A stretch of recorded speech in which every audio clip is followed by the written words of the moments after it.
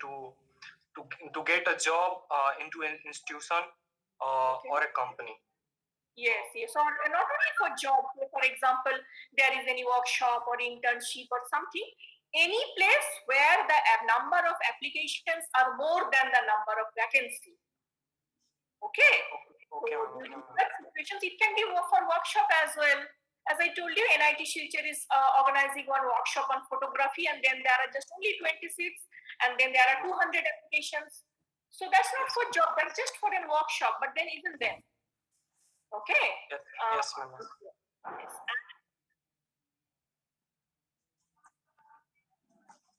Hello. Yes, thank you.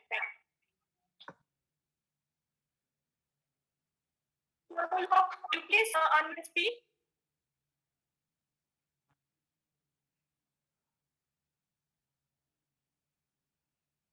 Okay, can I just stop my video? Yes, Enamul. Can you please unmute and speak?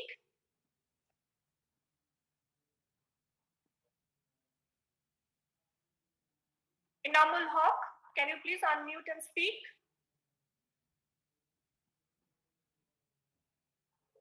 Ma'am. Yes. Can you please help all of us remember what we learned in the last class?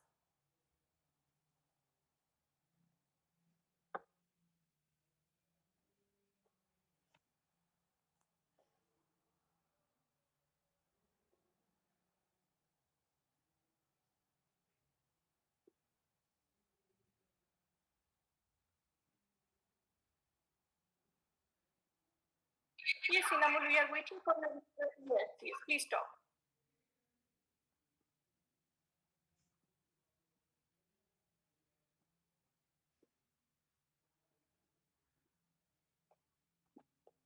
Enamul, we are waiting for your response.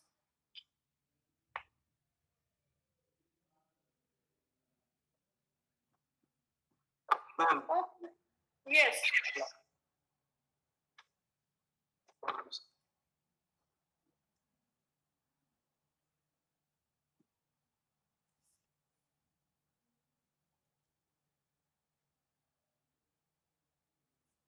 Okay, we'll wait for Enamul's response. And meanwhile, I want all of you to type your Millie in the chat box. But then before you type, start typing, try to be very specific. Okay, don't say just about CV or something like that. Try to be little specific. Yeah, your Millie in the chat box.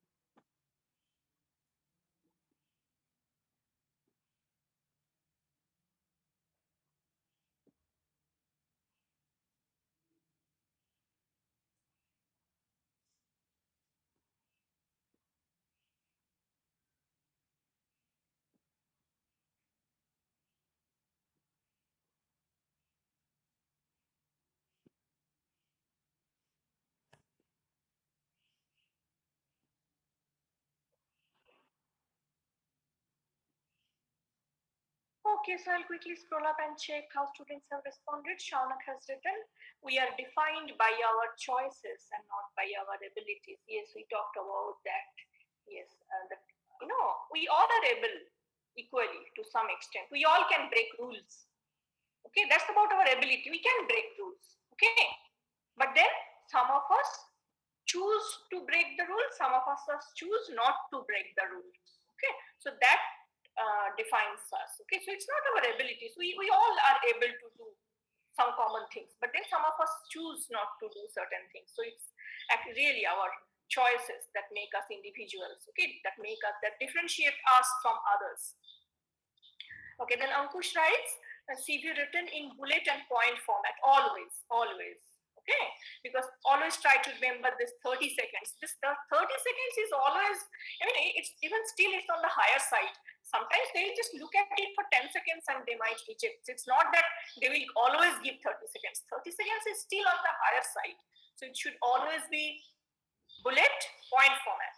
Pritam writes to write CV in point format, in bullet format, yes. Anku, the most relevant and important details to be written first.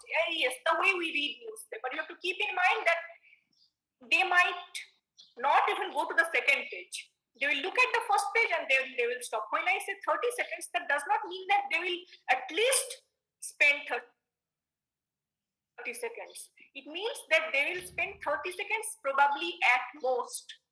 So if you write your important things in the second page,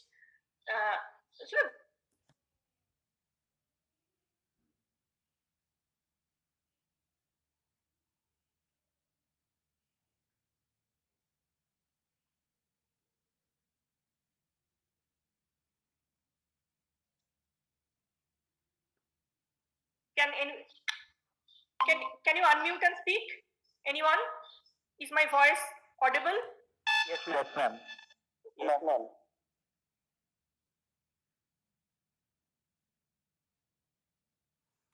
ma'am का power cut हो गया शायद.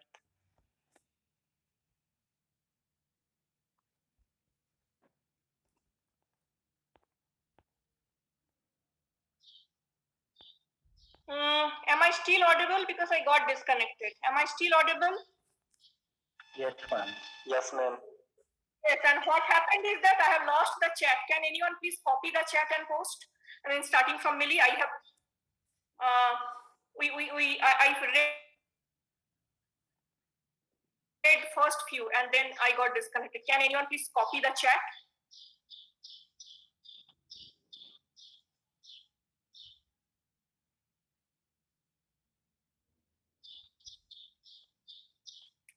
Thanks, Tathagata. Thanks. So yes, details to be written. Yes, Anku wrote the most relevant and important details to be written first. Okay, write about the most important things first.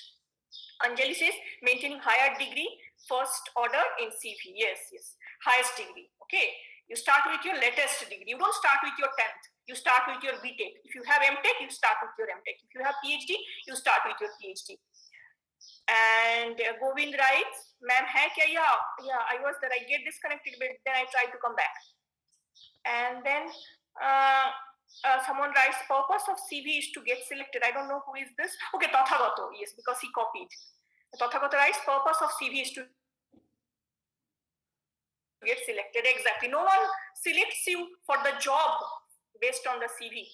The CV is a document on which you claim about your skill, your performance.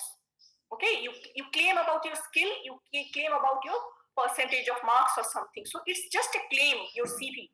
And for interview, you have to prove that claim through your performances. And only after that you get selected. Yes, Shanton, right? Sort the details in relevance, in terms of relevance, yes. And then Rakesh Kumar Gupta's I can't see. Yes, Tathagata writes again academic qualifications to start from the highest degree. Yes, of course. Farhan writes CV is written in bullet format. Shoham writes correction of date format in formal letters. Yes, courtesy uddesho. Yes, it's because of him we learned it. And Farhanul, yeah, corrected. Yes, Deepjyoti again writes only the most relevant and important details should be written on CV. Yeah, anything which is not irrelevant, don't write. Okay, it dilutes the entire thing. Govind writes our CV should be well organized and attractive. Format of CV, yes, exactly. So that is what we learned. Okay, so I'll present today's class. I mean, plan for today's class.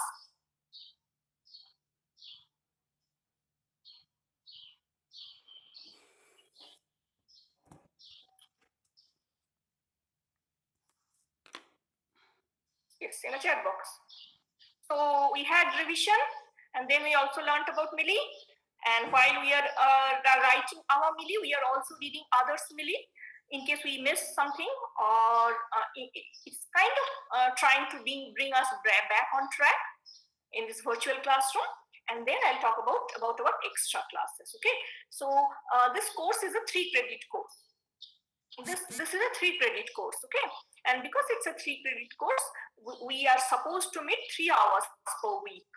Okay, so that's how roughly it's calculated. So the assigned hours are, I believe, wait.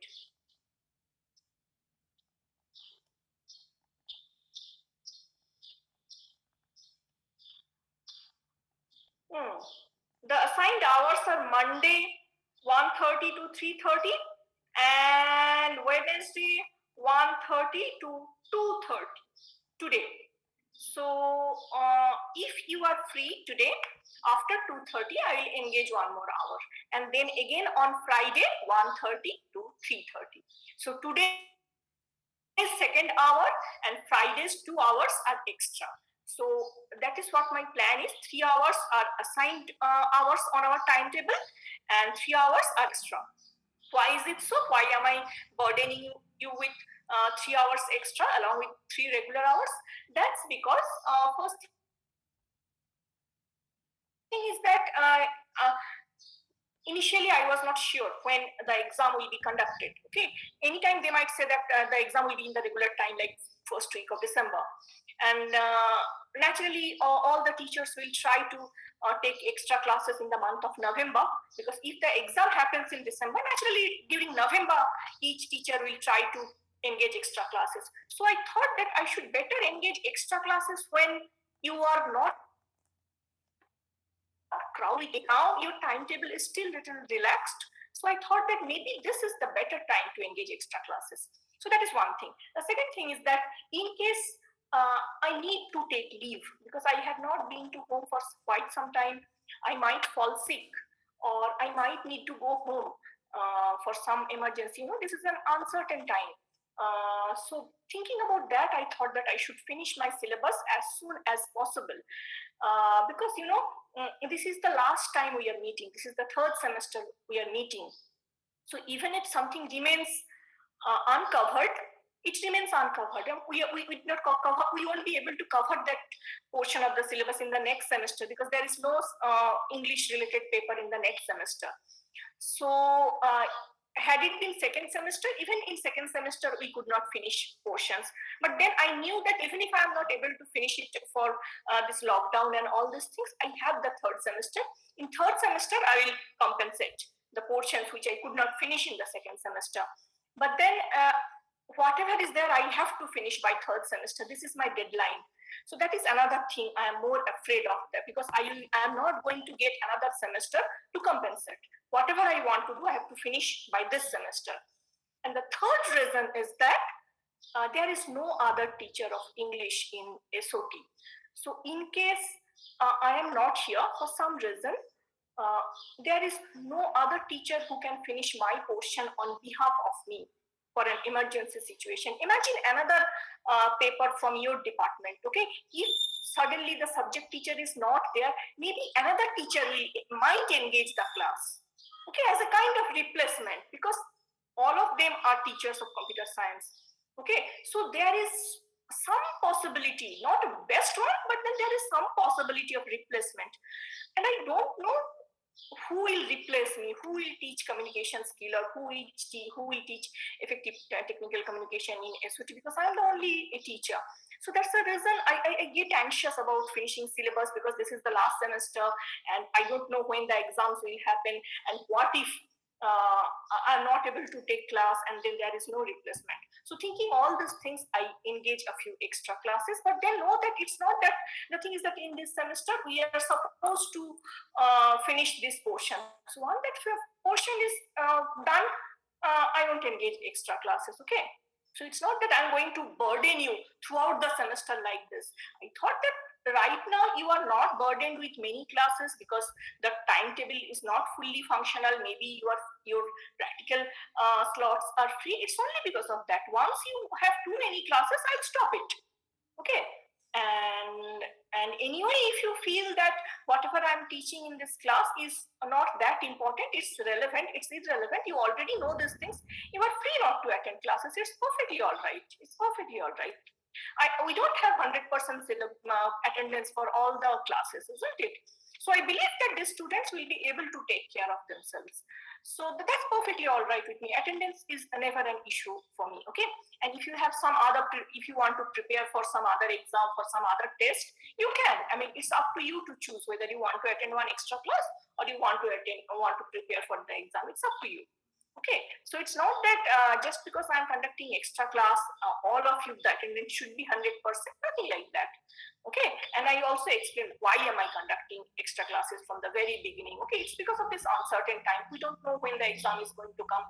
I don't know when I might not be able in a situation to conduct classes, and about who will replace me, I don't know whom will they find to take my classes, whether it's possible for them to find another English teacher in this short span of time. So thinking all these things, I engage extra classes, and I hope you are okay with it. But then if the majority of the students feel that no, it's too much, I'll stop. Not an issue. Absolutely fine. There is, at this stage, you are all 18 plus. Okay. I force you to do something. Okay. And then I will move to introduction to CV.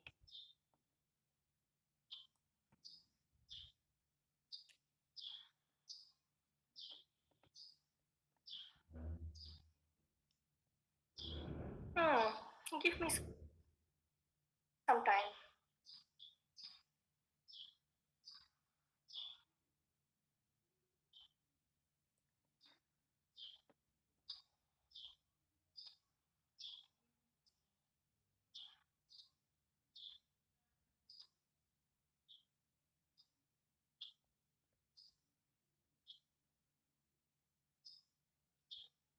Okay, so I'll ask you a question.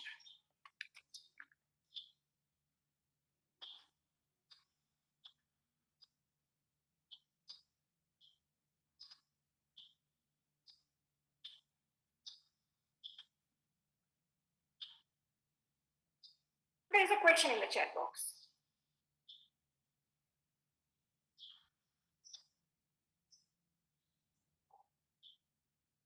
For all of you to respond.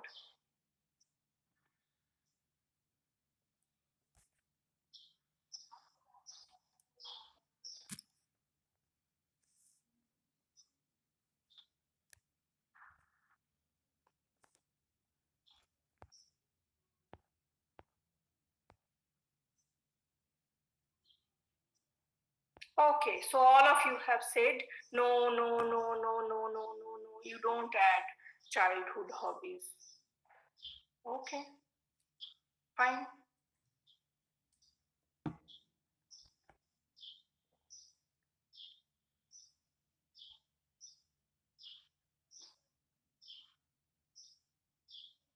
Okay, Sayantan writes, if I have a proper certification in hobby, then I will add.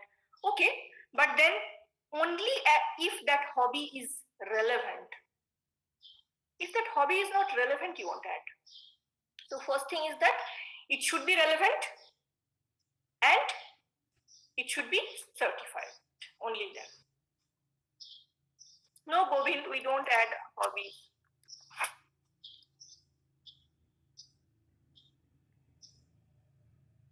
Okay.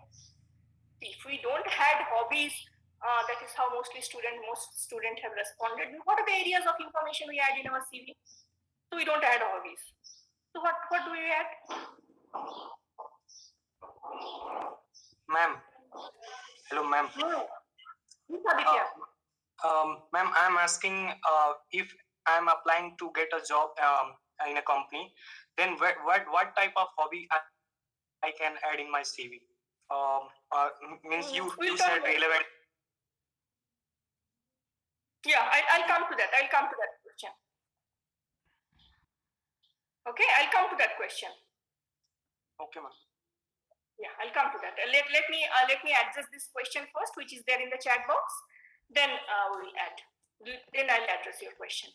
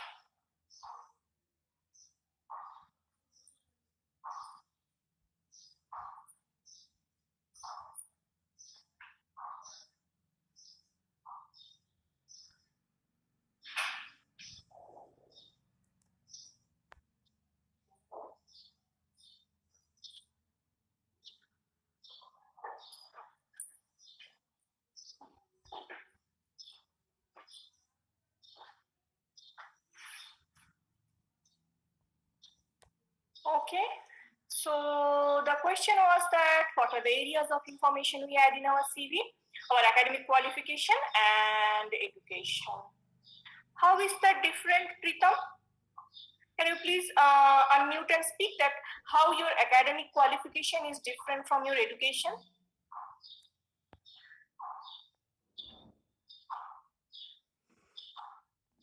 Pritam, I hope you can hear my voice. Can you please tell us the difference?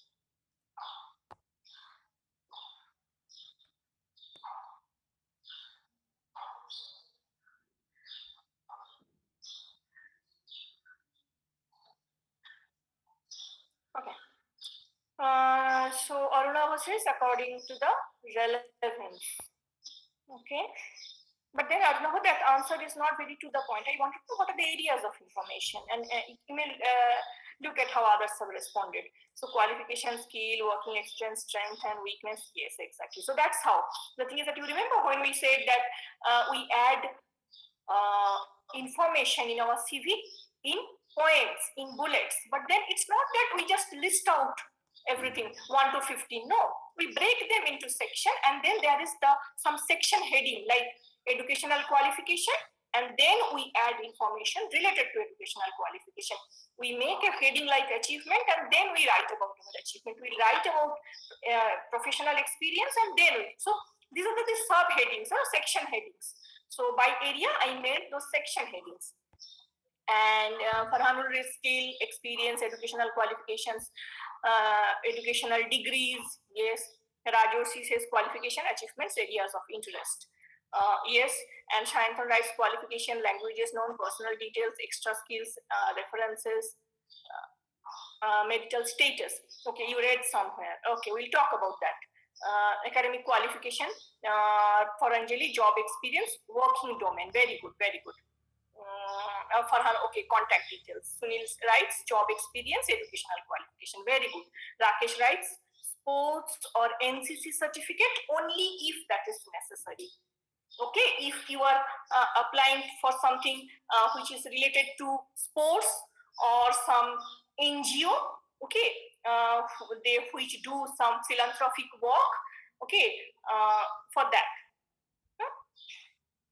So say for example, you are applying to get membership for Lions Club, or you are applying to get membership for Rotary Club. So what these clubs do, they have some philanthropic work. Okay, they do some social work. For that, maybe your NCC certificate you can add. Okay, so only if it's relevant. And then I'll come to Aditya's question. Aditya asked me what kind of hobbies we can add for, say, for example, you are computer science students and you are working for a job. Say, for example, for job, hobbies won't matter much, because hobbies when you do is during your school days. Okay, and when you are applying for a job, you must have something in terms of your grades or CGPA or courses or training programs. Compared to all this, if your hobby is still relevant, it won't carry much weightage. That is one thing. But then as I told you, let me give you an example. So NIT Shilchar is organizing one workshop on photography, and you have your hobby. You have photography as your hobby. So then maybe you can add photo hobby as photography, and you also have to add some kind of certificate to validate that. Okay, so for serious positions like job or something like that, we generally don't add hobbies. We add hobbies for internship, small short workshop, short term things. Okay, 1 month, 1 week, two months, that thing. Okay, so they are not very strictly very technical or very strictly very academic stuff. Okay, so compared to all these things, hobby, it does not, as I told you, it does not carry much weightage. I would tell you to focus. The thing is that you are just in the beginning of the second semester and you still have time before you start applying for job. Maybe this is the good time you focus your time for solid stuff, like substantial stuff. Okay, register for online courses. At the beginning of the lockdown, I shared you this SWAYAM link where there is this numerous online courses for free by eminent teachers, by teachers from IITs, from people. We never had all these things, you know. SWAYAM started operating some 3-4 years back, and even in the beginning stage they did not have that many courses. Now after 3-4 years, SWAYAM is a very strong platform with very eminent professors from NITs, from IITs, from important central universities. They are offering online courses. You can I mean there is no age limit, and it's free, and it's done by excellent teachers. So do something like that. Okay, some online certificates, some online courses. Not only SWAYAM, there are other international platforms where you can go for some online courses. So go for something substantial. Imagine you apply for a job and then you add your hobby, and compared to that, someone adds a list of the certificate courses he or she finished. Naturally, you can understand who will get the weightage. So hobby does not carry much weightage as much as some prize or achievement does. Okay, if you got some prize, it's good. Okay, if you did some certificate course, it's good. But then, as I told you, by hobby, it don't carry much weightage. So if you have some hobby, try to certify it with some serious weightage by certificate courses, by diploma courses, or by online courses, something like that. Okay. Okay. So Aditya, did I answer your question, or you asked me something else? Yes, ma'am. Yes. Okay. Okay. Yeah.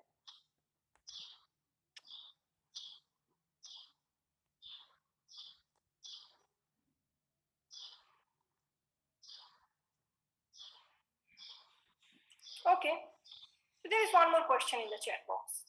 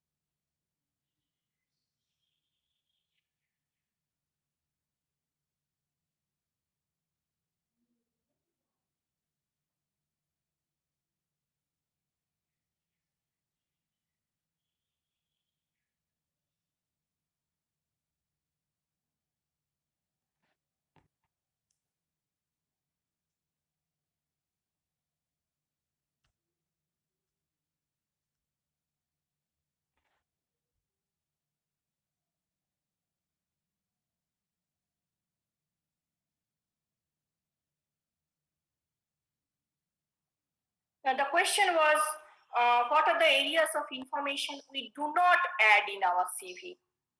So Pritam writes our class 1 to 9 and 11 mark sheets. Yes, we don't add that. Very good, Pritam. And Govind writes our academic failures. Of course not. Of course, we don't mention that. Anjali writes hobbies, relationship status, social media handles. Exactly. Because this is no way going to help the recruiter understand my abilities or my capabilities or my skill. Shantan writes details of laptop, mobile owned. Yes, we don't add that. Aruna says favorite color, favorite food, extracurricular activities, etc. Extracurricular activities only when it's very related to the target job. Kapil Dev writes our nature, behavior, exactly. Because anyway, there can't be any certificate for that. So you can add only those information in your CV which you can prove through some kind of certificate. How do you prove your nature or behavior through certificate? Very good. And Raju writes physical description, private information. Ankur writes family background, less relevant qualifications. Farhanul writes private information like favorite color. Yes. Rajoshi writes ATM card number, bank balance, father's name, mother's name, brother's name. So this list can't go on forever and ever. Sunil writes our hobbies, our categories, our behavior, our family details. Very good, Sunil. Very good, very good. Pritam writes, we do not add anything which is not related to the job we are applying for. Very precise, Pritam. Exactly. Our target. Manish, what do you mean by your target? A target in terms of, you can have many target in various terms. You can have target for salary amount. You can have target for one particular company. No, ma'am. Only aim. Aim, Only ma'am. aim. But sometimes we add aim. Sometimes we add our professional aim. You got it? Sometimes we add it. Okay, I told you during what stage we add that and in how we add that. Yes, Govin, expected salary. Very good, very good. We never talk about our expected salary because CV is certainly not the place. So what? So I'll write my answers.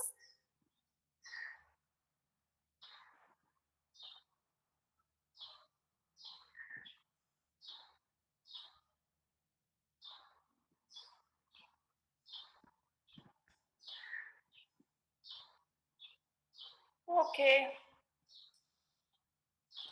So yes, it's in the chat box.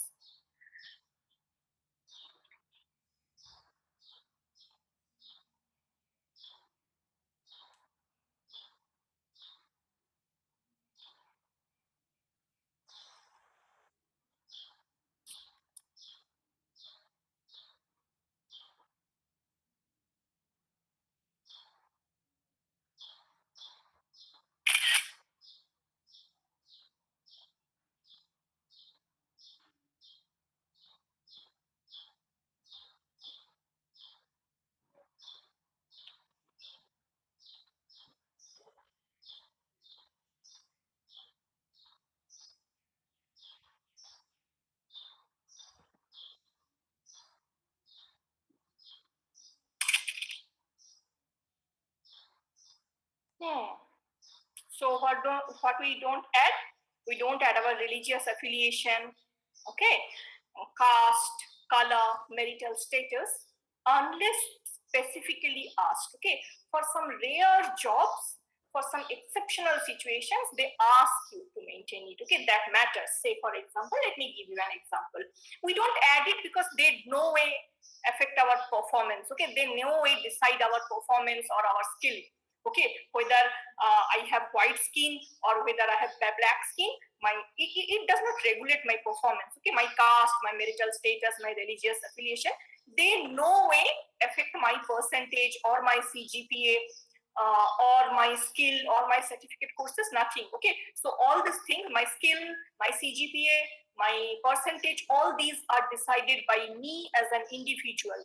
Okay, not by my religious history or my caste history or my skin color or my marital status. But then, as I told you, there are certain exceptions. Say, imagine a situation where there is a big temple, very famous temple, and the temple gets a lot of donation,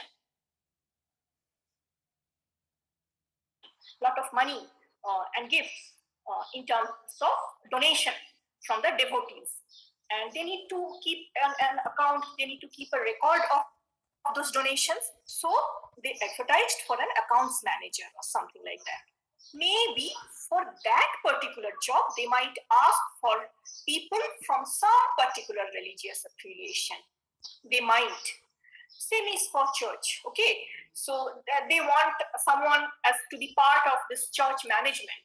So maybe for that they might ask something from this particular religious affiliation. Okay, otherwise not. Caste, we don't mention. Color, we don't mention. Marital status.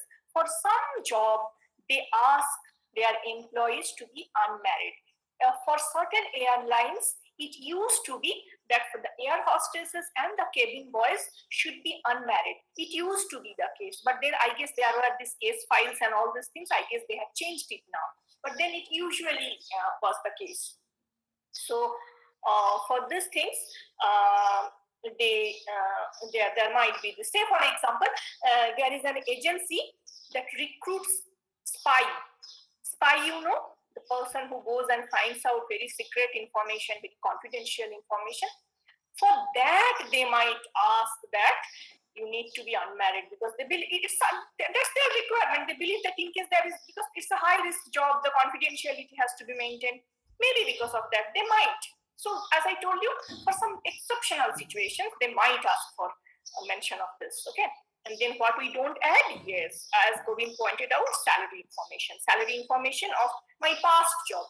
It's possible that this is my second job or my third job or my fourth job that I'm applying for. So I don't mention how much salary I used to get in my previous job, or maybe how much of the salary I'm expecting in the target job. And then when do you talk about it? Okay. So please know that there is this difference. I guess Shantan again asked it about this HR round. Okay, HR round. HR is the acronym of human resource. HR round. Sorry. HR round is the round when is very typical of corporate or industry job. In government jobs, we don't have a separate HR round. No, in government jobs, we just have interview, and during interview, they will ask all types of questions. There is no separate HR round. Okay. What to do in the HR round? They mostly tell you about your responsibilities. See, these will be your responsibilities. These will be your timing of work, and then they bargain about the salary for corporate or industry job, because the salary is not fixed. It depends on the kind of responsibilities that you are going to get and how good you are good at bargain.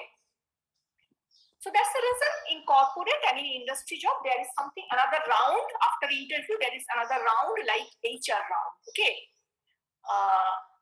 But then for government jobs, we don't have any separate HR round. That's because in government job, your responsibilities are kind of established and they are kind of fixed. So when I'm applying for the job of assistant professor, I know what are my responsibilities and they are kind of fixed. Okay, this is not the case with corporate. Okay, in corporate, many a time you have to take other responsibilities. Okay, so that's it. And also, ma'am, it's necessary to add our caste detail. No. But in case government job, we need it. Yes, for the case of government job, so for government job, what happens? They have application form. Yes, in the application form, you mention your caste. Yes, ma'am. Not on the CV. Okay. You got it? Yes, ma'am.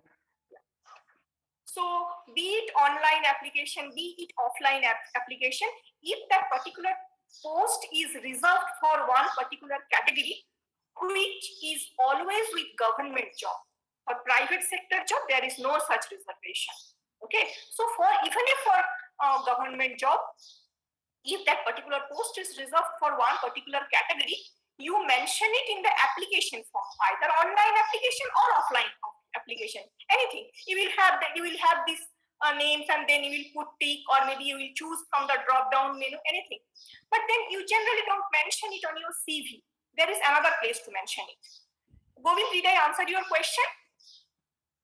Yes, ma'am. Okay. So, but then for corporate, because there is no reservation like that, so there is no need to put your caste on CV again. Okay. And yes, I was talking about this HR round for government jobs. So, because the salary is also fixed. Okay, they mention it in the advertisement itself.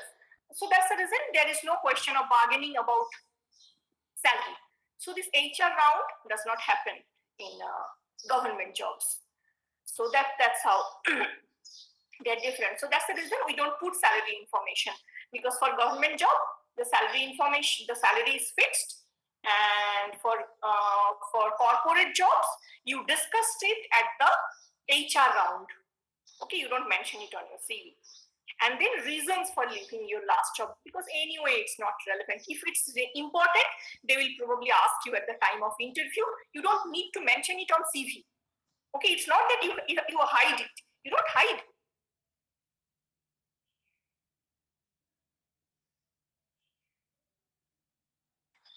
And then childhood hobbies. As I told you, if you are applying at a serious age, imagine you are applying at the age of 24 or 25. Okay, so by that time you already have good CGPA, you already have attended good workshops, okay, and good certificate courses, online courses, and all these things, maybe short-term trainings, or maybe you went to some kind of internship. At that stage, maybe your hobby won't be relevant. Okay, and if that is a strong hobby, probably you should continue it in some other serious platform through workshop or something like that. Anything that is not relevant, as pointed out by Pritam, and that does not have evidence. As I told you, your CV is just a record of your claim. And during the time of interview, you will have to prove it through evidence. So don't add anything which you can't prove through evidence, and always pick up relevant things. How much ever glamorous that is. If that's not relevant, don't add it. As I told you, each word, be a small segment of CV is important. Okay, you use the space very judiciously. Say, for example, very senior professors, they will have 20, 25 publications. Most of the time, they don't add 25 publications. What they do is that they add only 5 best publications. Imagine you wrote a paper, it got published, but then even then you remove it ruthlessly, mercilessly, because it's a wastage of the page. The CV should always be very precise. So these are the things we don't add in our CV. Okay.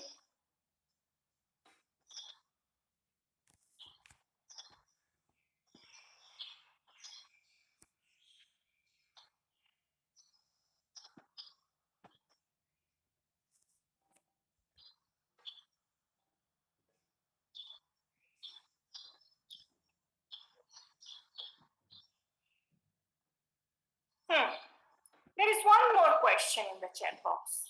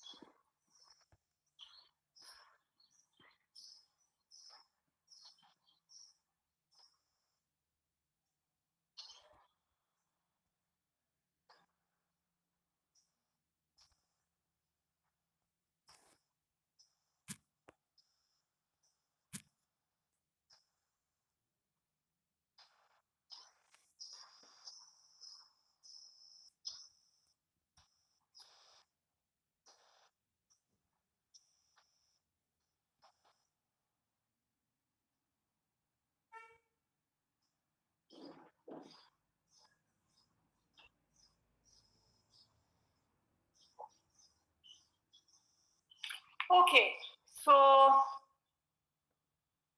students have responded.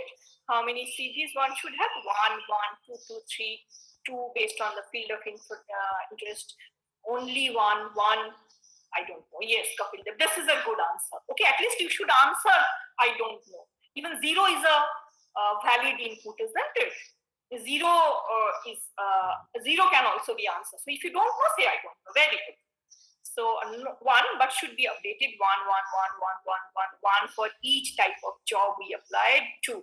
Yeah, Anku has got the right answer. Okay, so the number is n. Each time you apply, you edit your CV and it becomes a new CV. There is nothing like one CV. The basic structure, certain informations will be repeated, but then we constantly edit our CV because our achievements change, our percentage changes, we grow in our life, we achieve skills, we finish courses. So, and as we finish courses, as we get degrees, as we attend workshop, we keep adding in our CV, and while applying, we change their position. Okay, something which was there towards the end, we can put it towards the top. Okay, so I'll give you a few examples. Okay, so Anku's answer is the right one for each different type of job to be applied. Okay, each time you edit your CV, there's nothing like final CV, there's nothing like one CV, two CV, three CV, or even 10 CV, nothing like that. Okay, each time, you know, these minute details will bring changes. Say, for example,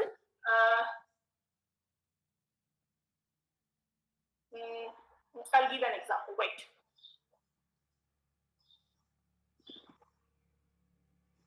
Say,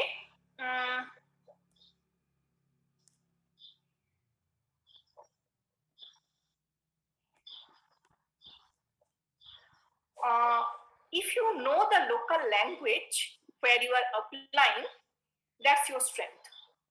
So, say for example, if I'm adding the languages I know, okay, so I just write Bangla, Hindi, and English normally.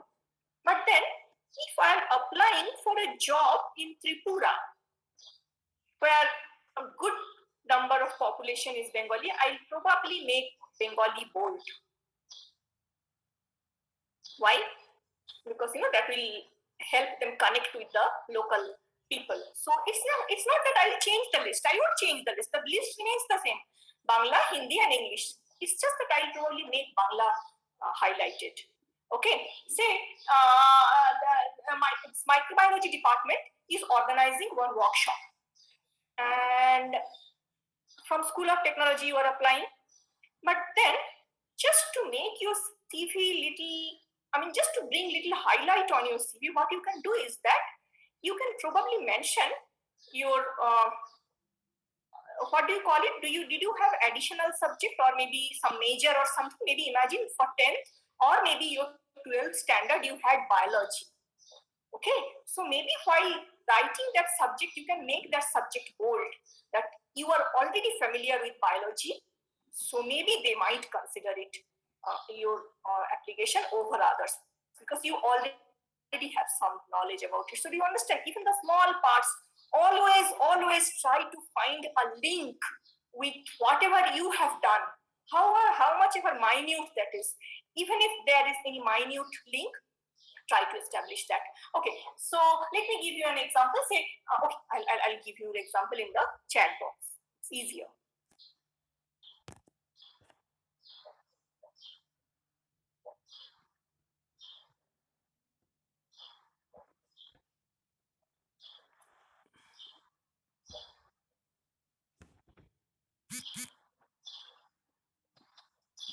Yes, in the chat box. So there are these 5 places where you are sending your CV. Photography workshop in Assam University. This is open for all the students because you are a student of Assam University, you can apply. Editor of student magazine in Assam University. So because you are a student of Assam University, you can apply to be the editor of the student magazine. Training on artificial intelligence. So there is one training happening in SOT and you are applying. job for research assistant. So there is one research project in your department, and that research project should have one BTech student, one MTech student.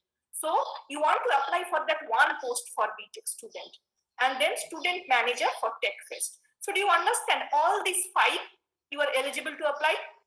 Because all these are on the institution level, and you are eligible to apply for all these 5 places. Do you think your CV will be the same for all these 5 pages, for 5 posts? So here is my question.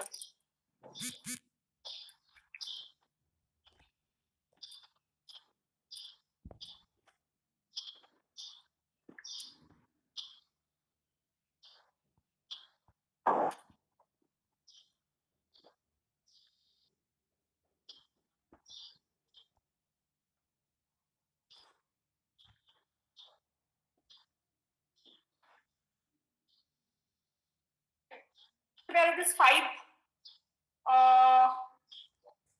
vacancies or positions which are open to all the students. So will you send the same CV? Yes, everyone is saying no. Thank you. Thank you. So that's the reason I asked you how many CVs one should have. Imagine that all these 5 vacancies are open on one particular day. Okay. So you have to apply on 30th of September. So if you are applying on 30th September, on one particular day, you have 5 different CVs. Imagine by the end of next semester, your CV will change because you will learn few subjects, isn't it? So when you have few subjects, maybe you can use some of the subjects to highlight, to find that link. As I told you, always try to find some kind of link to get your CV highlighted. Okay. Yes, so everyone is saying no. So even and what happens is that for each semester, for each year, we either finish certain courses, we either improve our CGPA, or we attend some workshop, something or the other. Most of the time we are doing. So that's how you keep adding, you keep changing. The less important ones you keep removing. Okay, so that's how you do it. So imagine it's a photography workshop in Assam University. Okay, so there are just 20 vacancies, and then there are just 200 applications. So what will you mention? If you own some award in some other photography competition before. Okay, so you can add probably that. Okay, that awarded first position in this photography competition. For editor of student magazine. Okay, it's possible that during your school days you won prize for an essay writing competition. We had this essay writing competition. It's possible that you won award for that essay writing competition. So that skill you highlight here for editor of student magazine, because magazine is again about language, and it's about writing, it's about literature. So maybe imagine that's how you differentiate your CV. That's how you highlight your CV. Or it's also possible that your department has a Facebook page.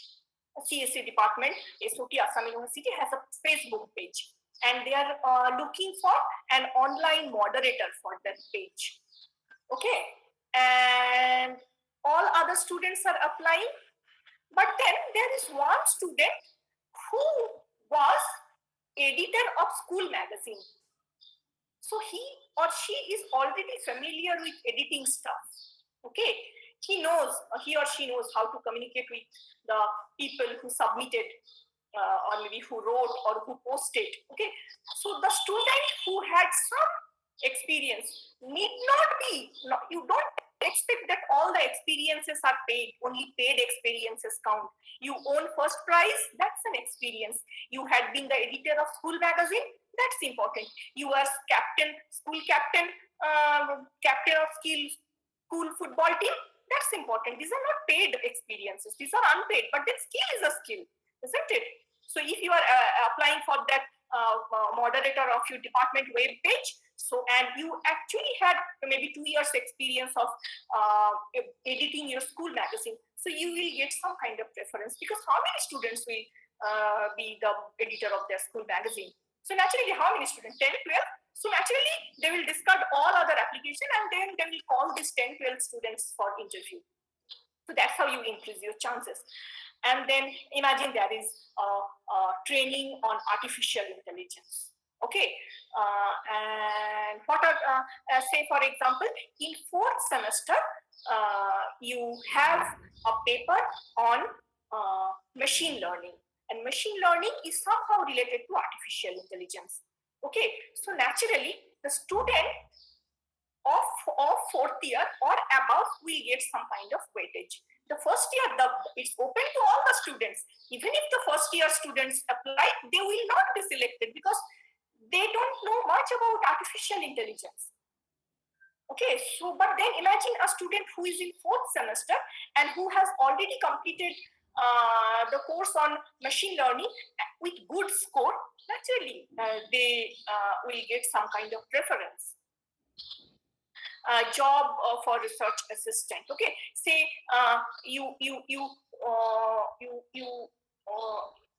for a small project you got A plus for your submission, or maybe your team won first prize. So for that you can add for your research assistant, because it will talk about some of your research abilities, isn't it? So that's how you differentiate your CV from the crowd of CVs. Okay, student manager for TechFest. So there is this TechFest happening, and they want one student manager from each class. Okay, so who will get preference? The class representatives will get preference, because naturally they are interacting with many students, or someone who had been captain of cricket team. Okay, because they know how to manage, how to lead. Okay, how to motivate, or someone who managed a project at the school level, something like that. So always when you are going to apply, just don't write your CV in a hurried way. Okay, always think that if this is the job, what will be the requirement? If it is a job for manager of TechFest, what will be the requirement? Make a list of skills. You need managerial skills. You need interpersonal skill, that how you talk to each other. You need communication skill, that how well you can express, and how whether you are a leader, so leadership skill. So these are the things you need to become the student manager of TechFest. So make a list of the skills and try to find out some achievement, paid, unpaid, 1 month, 2 months. If you have something that will somehow work as a kind of link between this requirement and your skill, highlight that. Okay, so you can understand that for these 5 positions, the CV will be entirely different, and naturally 5 different people will be selected for this. The student who was selected for photography might not be selected for student manager for TechFest, because naturally this highlight portion, the skill portion, the achievement portion is different. So I hope I made myself clear.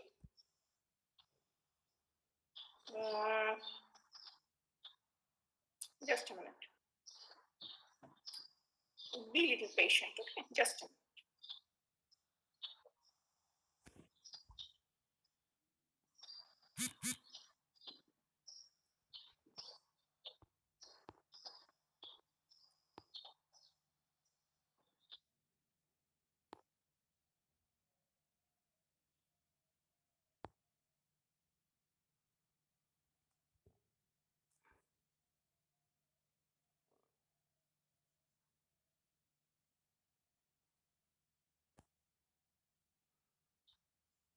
It's 2:40. We'll take a 5 minutes break and we'll get back at 2:45.